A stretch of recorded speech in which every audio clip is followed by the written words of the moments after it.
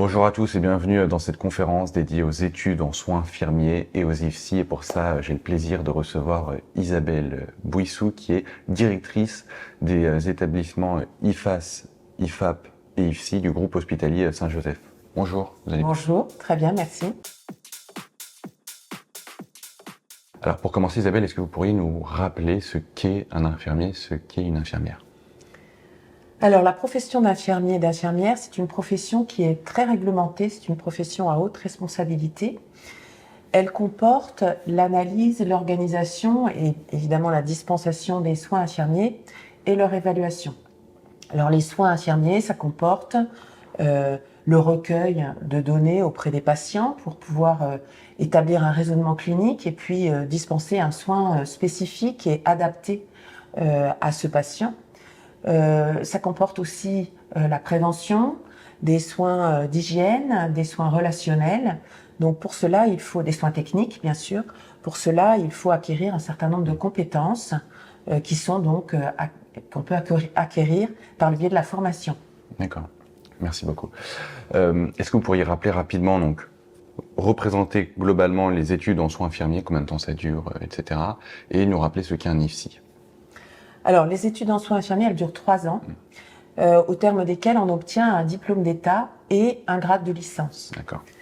Ces 3 ans sont construits sous le format universitaire, puisque les instituts de formation passent une convention avec une université qui comporte un département de formation de médecine et de sciences humaines pour délivrer donc ce grade de licence. Et donc ce format universitaire, c'est 6 semestres qui sont donc validés par des partiels. D'accord. Un mot sur l'IFSI Paris Saint-Joseph? Alors l'IFSI Paris Saint-Joseph, c'est un institut de formation qui est donc rattaché à un établissement de santé, qui est le groupe hospitalier Paris Saint-Joseph. Le groupe hospitalier Paris Saint-Joseph, il est constitué de 2 hôpitaux qui ont fusionné, l'hôpital Saint-Joseph dans le 14e à Paris et l'hôpital Marie-Lande-Longue dans le 92 au Plessis-Robinson. Et donc, nous sommes rattachés à cet établissement de santé et nous dispensons des formations interprofessionnelles, donc la formation en soins infirmiers en 3 ans, mais aussi la formation d'aide-soignante en 1 an et la formation d'auxiliaire puériculture en 1 an. Alors, dans cet institut de formation, il y a un directeur que je suis, et donc il faut être infirmier pour pouvoir exercer les missions de directeur d'institut. Et puis, il y a des cadres formateurs, des cadres de santé formateurs qui sont effectivement tous des infirmiers qui dispensent la formation. Très clair. Merci encore une fois Isabelle pour toutes ces réponses. Je vous propose qu'on entre dans la première partie dédiée à Parcoursup. Pour commencer, est-ce que vous pourriez un peu nous dire, voilà, quel profil allez-vous rechercher, à qui vont s'adresser ces études? Alors, les études en soins infirmiers, elles s'adressent aux bacheliers et puis elles s'adressent également aux personnes qui sont en réorientation, en formation professionnelle ou en promotion professionnelle. La sélection se fait par deux biais. Ce qui concerne les bacheliers et les réorientations précoces, c'est-à-dire 1 ou 2 ans après le début de la formation universitaire, par exemple, cette sélection se fait par Parcoursup. Et en ce qui concerne la promotion et la formation professionnelle, elle se fait par une sélection spécifique qui comporte un écrit et un oral, avec une évaluation sur la base de connaissances mathématiques et en français, grammaire et syntaxe, et puis un entretien de motivation. Très clair. Pour les lycéens, lycéennes, depuis la réforme du bac, il y a toujours ces questions qui reviennent. Quelle spécialité au lycée faut-il avoir fait? Quel bac? Est-ce que si j'ai tel bac, etc. Vous, avec votre hauteur de vue, qu'est-ce que vous pouvez nous dire aujourd'hui sur le profil et les spécialités, les bacs à privilégier? Alors, en ce qui concerne les spécialités, moi je dirais, et c'est une attitude que nous avons validée dans le groupement universitaire dans lequel l'IFSI Paris Saint-Joseph se situe pour la sélection par Parcoursup, nous avons validé que nous ne demandons pas de spécialité particulière pour le bac.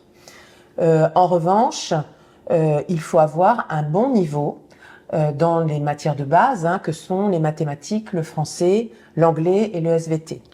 Donc ce que cela veut dire, c'est que quel que soit le bac, il faut, avant d'entrer en formation, s'auto-évaluer. Il y a pour ça beaucoup de liens Internet qui le permettent, s'auto-évaluer sur ces matières et travailler pendant la période estivale qui sépare la proposition de Parcoursup et l'acceptation du projet dans un institut, travailler à la remise à niveau dans ces matières si ces matières ne sont pas acquises correctement. Alors j'ai dit qu'il n'y a pas de spécialité. Les bacs généraux et les bacs technologiques et en particulier ST2S sont des bacs qui préparent bien à la formation. Les bacs pro, les détenteurs de bacs pro peuvent rencontrer plus de difficultés en termes de niveau. D'accord. Donc ça ne veut pas dire que ce n'est pas possible de faire une formation en soins infirmiers quand on est détenteur d'un bac pro, mais ça veut dire que le conseil que j'ai donné en préambule, qui est de réellement identifier, diagnostiquer son niveau et se remettre à niveau, est essentiel. Parce que la formation est dense, elle est courte, elle est très exigeante, il y a beaucoup de travail pendant cette formation et nous n'avons absolument pas le temps d'opérer des remises à niveau. Et s'il y a trop de lacunes, cela génère des abandons. D'accord. Une question aussi qui revient souvent de la part des lycéens, c'est qu'est-ce que vous allez regarder concrètement dans le dossier? Est-ce que ça va plutôt être les notes? Est-ce que ça va plutôt être les rubriques? Est-ce qu'il faut s'attarder sur le projet de formation motivée ou est-ce qu'il n'est pas lu? Voilà, on entend un peu tout et n'importe quoi. Aujourd'hui, qu'est-ce que vous nous dites sur le dossier Parcoursup? Alors, le dossier Parcoursup, nous le regardons avec beaucoup de sérieux. Et ça, c'est valable dans tous les groupements universitaires en France. C'est très important pour nous de maximiser les chances des candidats d'aller au bout de la formation. D'accord. Nous ne sommes pas du tout une formation universitaire en ce sens. Alors, c'est une formation universitaire, bien sûr, mais on sait que les formations universitaires, par exemple, quand on rentre en licence, on sait qu'au bout de la première année, pour un grand nombre de formations universitaires, il va y avoir 50% de taux d'échec pour le passage en seconde année. C'est un luxe, entre guillemets, que nous ne pouvons absolument pas nous permettre. Et donc, nous, c'est plutôt un taux de transformation, entre guillemets, de première en deuxième année qui doit avoisiner les 95%. Donc, on doit absolument sélectionner de manière très précautionneuse les candidats pour ne pas les leurrer et pour permettre donc ce passage en deuxième année. Donc, on va regarder les notes. On va regarder les appréciations des professeurs, on va regarder l'appréciation du chef d'établissement. Très bien. Là, on va évaluer la capacité d'engagement et d'implication du candidat. Ses absences, son assiduité, sa capacité à s'impliquer, à travailler, à s'engager dans la vie du lycée. Voilà, on va regarder tout ça. Et puis, bien sûr, on va regarder de manière très attentive la rubrique qui s'appelle Centre et activité et centre d'intérêt, et puis le projet motivé. Et on va regarder comment le candidat fait le lien entre ses centres d'activité et intérêt et son projet motivé, si son projet est solide, s'il est mature. On va aussi regarder l'orthographe, la syntaxe et l'authenticité du projet. D'accord, très clair. Peut-être en un mot, voilà, qu'est-ce que vous dites à ceux qui me disent, mais à partir de quelle moyenne, je sais que vous n'aurez pas la réponse, à partir de quelle moyenne, à partir de quel, je sais pas, dossier, on peut espérer avoir une admission? Est-ce que, par exemple, si j'ai 11 en terminale, je peux d'ores et déjà me dire, ça sert à rien de postuler? Est-ce que on peut quand même avoir ces chances? Enfin voilà, qu'est-ce que vous pouvez nous dire là-dessus? Alors effectivement, c'est très compliqué de dire ça. C'est pas que je ne veux pas m'engager, hein, mais chaque année et depuis la mise en œuvre de Parcoursup, je participe à l'examen des dossiers de Parcoursup. Et puis, je participe aussi aux commissions d'examen des vœux qui permettent de mettre en œuvre les algorithmes qui permettent aussi de classifier les dossiers. C'est très difficile de parler de moyenne. En plus, ça va être différent d'un lycée à l'autre, d'une spécialité à l'autre, d'un bac général à un bac technologique.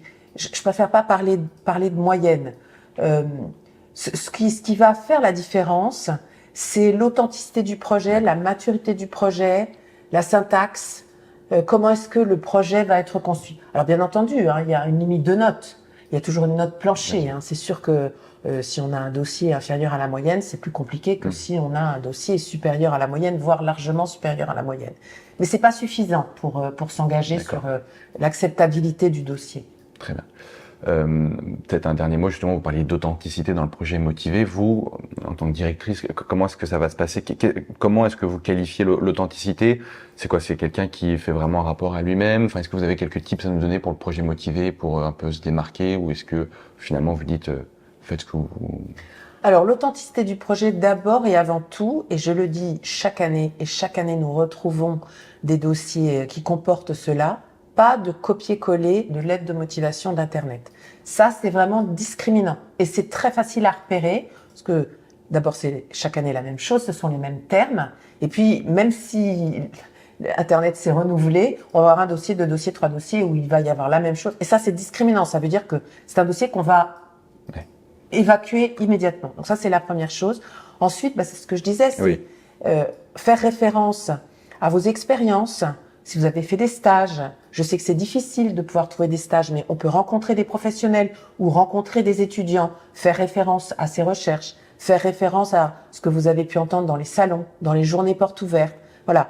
Montrer que vous avez cherché, que vous avez exploré en quoi cette profession, cette formation, elle vous convient. Et puis nous l'expliquer de manière très simple, avec vos mots à vous.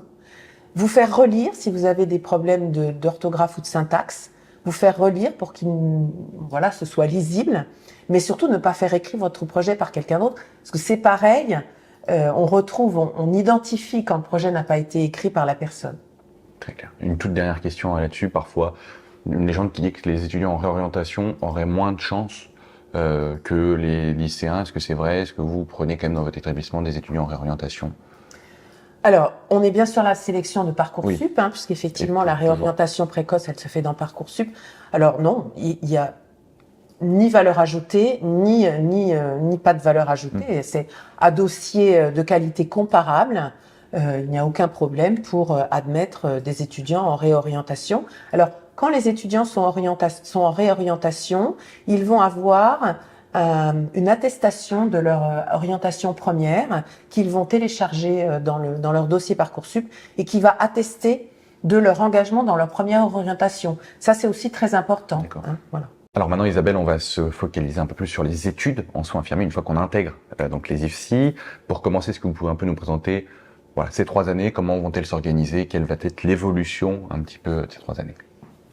Alors, comme je l'ai dit tout à l'heure, donc les études en soins infirmiers, elles sont organisées en partenariat avec une université de santé. Donc nous sommes plus particulièrement en partenariat avec l'université Paris-Cité. Et pourquoi je parle de ça? Parce qu'effectivement, ça va concourir à l'organisation de la formation. Donc c'est une formation qui se dispense en 3 ans, en semestre, donc format universitaire, 6 semestres. Chaque fin semestre, un partiel un groupe de partiels pour passer d'une année à l'autre.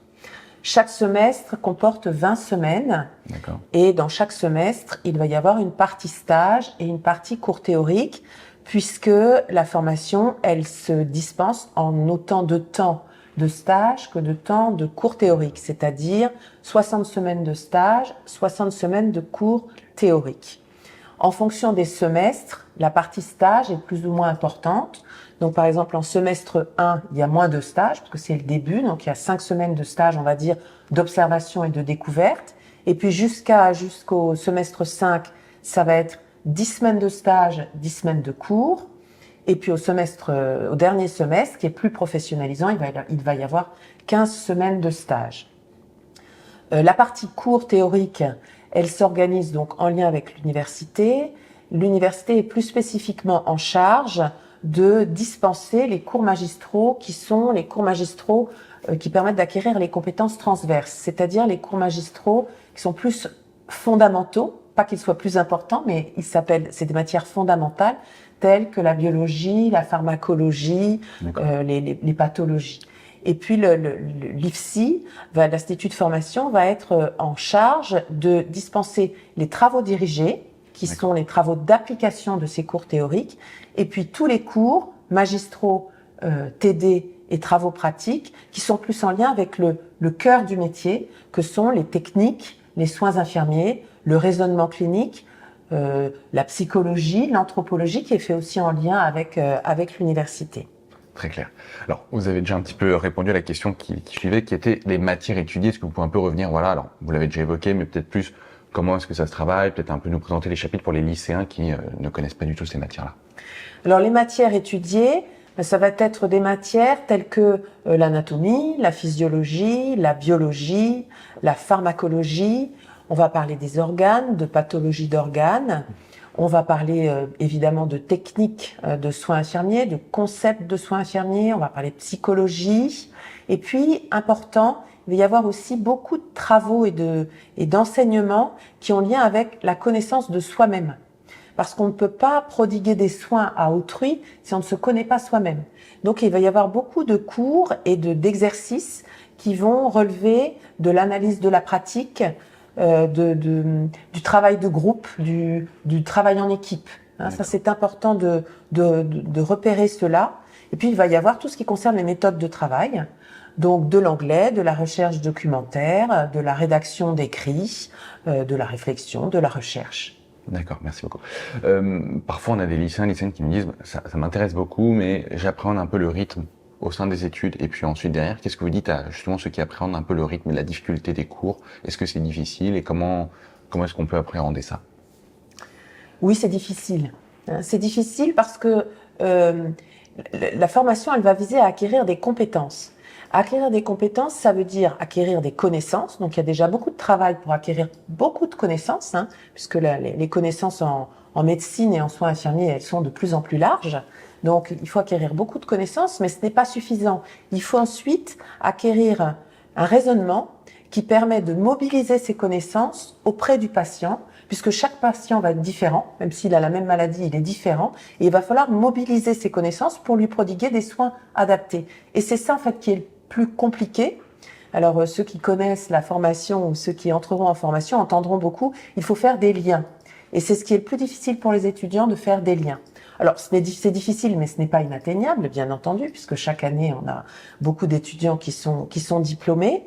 Il faut travailler avec beaucoup de sérieux et beaucoup d'engagement pour acquérir les connaissances, et puis profiter des techniques qui sont mises à disposition par les instituts, et puis des stages, bien entendu, pour mobiliser ces connaissances et donc pouvoir poser toutes les questions et expérimenter toutes les situations qui permettent de mobiliser ces connaissances en stage.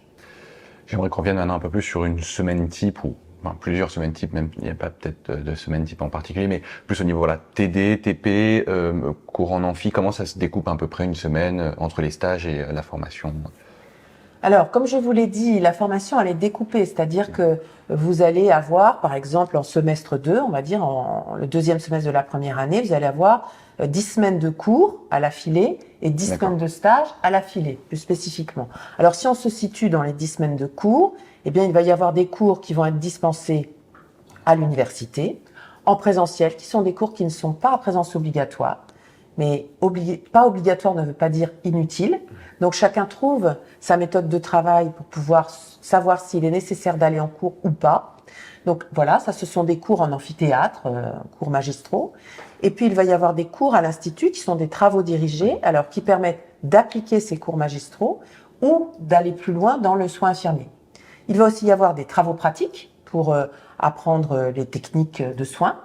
Et puis de la formation par la simulation en santé, c'est-à-dire des formations en tout petits groupes, des séances de formation en tout petits groupes avec des 2 cadres formateurs sur des mannequins qui sont capables de reproduire les réactions humaines et qui vont permettre, sur la base de scénarios, de se mettre en situation et de se préparer au stage. D'accord. Voilà. Et puis beaucoup de travail de groupe, beaucoup de travail de groupe pour apprendre à négocier, à collaborer en équipe. D'accord. Un mot juste pour revenir sur les stages en tant que tels. Quelle est l'évolution peut-être des stages entre la première année et la troisième année? Quelles sont les missions? Comment ça va s'organiser un petit peu de ce point de vue-là? Alors, les stages, ils sont donc évidemment évolutifs en fonction et progressifs dans la formation. Pour autant, il y a un certain nombre de compétences à acquérir et des typologies de stages à respecter. C'est-à-dire que l'étudiant va avoir un parcours obligatoire où il va devoir rencontrer au moins 4 types de stages spécifiques. Donc, pour mettre en œuvre la progression, on doit tenir compte de beaucoup d'éléments. On doit tenir compte de ces typologies, on doit tenir compte des compétences que l'étudiant a acquis et le mettre en situation de re-rencontrer ces compétences s'il ne les a pas acquises. On doit tenir compte de son projet professionnel, bien entendu, et de ce qu'il veut, s'il le sait, faire ensuite. Et puis, on tient aussi compte du lieu d'habitation. Donc, le parcours de stage, il est mis en œuvre par l'équipe et plus particulièrement par un cadre formateur spécifiquement chargé de la coordination des stages et qui va faire le lien avec le cadre formateur responsable du suivi pédagogique de chacun des étudiants.